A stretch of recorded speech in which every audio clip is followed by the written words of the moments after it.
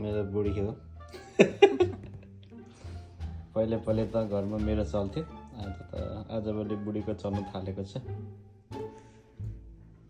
कहिले के भनेर नि खोज्छ, कहिले के भनेर नि खोज्छ, कहिले अरे मन मनाइ खानेकुरा माग्छ अनि बनाइदिनु भएन भनेर नि खोज्छ, कहिले कहिले अरे माया गर्नु भएन भनेर रिसाउँछ, कहिले कहिले चाहिँ नानी हल्लिएन भनेर रिसाउँछ, कहिले कहिले चाहिँ कहाँ नभएको कुरा माग्छ। अनि राति माग्छ अनि कहाँदेखि ल्याउने त्यतिखेर चाहिँ रिसाउँछ। अनि अहिले आएर लिची खाने लिची अब कहाँदेखि पाउने 1 बजी राति 12-1 बजी चाहिँ